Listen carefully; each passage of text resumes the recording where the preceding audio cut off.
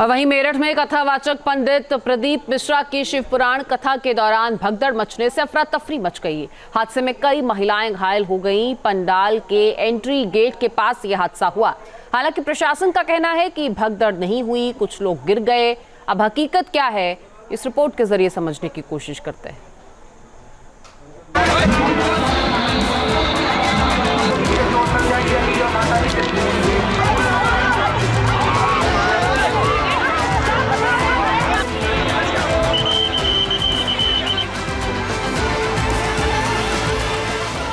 पंडित प्रदीप मिश्रा की कथा के दौरान भगदड़।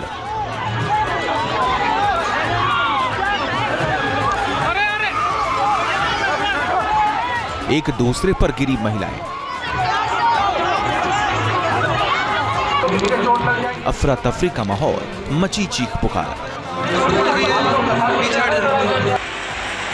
आए थे कथा सुनने और हो गए अव्यवस्था के शिकार। मेरठ से आई इन तस्वीरों ने एक बार फिर डरा दिया। कथावाचक पंडित प्रदीप मिश्रा की शिव पुराण कथा में भगदड़ मच गई। महिलाएं एक दूसरे पर गिरती नजर आईं, जिसके बाद चीख पुकार मच गई। हादसा पंडाल के एंट्री गेट पर हुआ। तस्वीरों में आप देख सकते हैं, एंट्री गेट पर खड़ी भीड़ पंडाल के अंदर घुसने के लिए जद्दोजहद कर रही है। फिर अचानक महिलाएं एक दूसरे के ऊपर गिरती हुई दिखाई दे रही हैं। इस दौरान वहां मौजूद लोग नीचे गिरी हुई महिलाओं को उठाने की कोशिश भी कर रहे हैं। शिव पुराण कथा परतापुर के शताब्दी नगर सेक्टर 4 में हो रही थी। जानकारी के मुताबिक हादसा कथा पंडाल के एंट्री गेट पर हुआ। भीड़ ज्यादा होने की वजह से अव्यवस्था फैल गई। अचानक भीड़ बढ़ने पर रोक रोक कर एंट्री होने लगी। एंट्री को लेकर झगड़ा और धक्का मुक्की होने लगी। एंट्री गेट पर बाउंसर्स ने महिलाओं को अंदर जाने से रोका। पीछे से भीड़ धक्का देती रही। इसी बीच कई महिलाएं गिर गई। बताया जा रहा है कि हादसे में कई महिलाएं और बच्चे भी घायल हो गए, जिन्हें इलाज के लिए नजदीकी अस्पताल भेजा गया। हालांकि मेरठ के डीएम दीपक मीणा ने कथास्थल पर भगदड़ से इनकार किया और दावा किया कि कथास्थल पर तमाम व्यवस्थाएं दुरुस्त थीं। आज आखिरी दिन की वजह से कुछ श्रद्धालु ज्यादा थे, जिनके द्वारा अंदर जाने की मांग कर रहे थे, जिनको व्यवस्थित तरीके से भेजा जा रहा था। उसमें एक महिला, उनको थोड़ा सा वो गिरी, जिसकी वजह से उन्हीं को उठा के आराम से रख दिया, मतलब साइड में कर दिया गया, जिसका एक वीडियो बना के वायरल किया गया और कई जगह न्यूज़ फ्लैश की गई कि भगदड़ की है इसकी सूचना।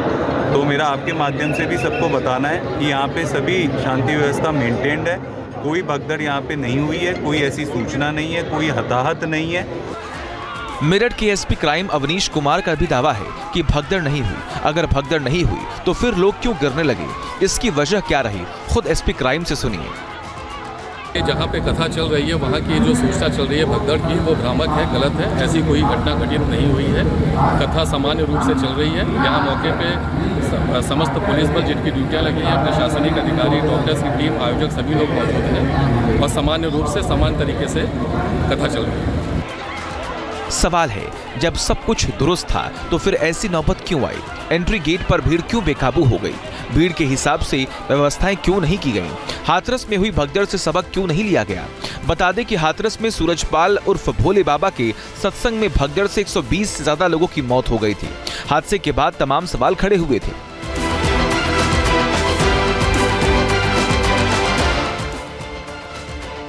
मध्य प्रदेश के सीहोर में पंडित प्रदीप मिश्रा के कुबेरेश्वर धाम में रुद्राक्ष महोत्सव के पहले दिन भारी भीड़ की वजह से हालात बेकाबू हो गए थे।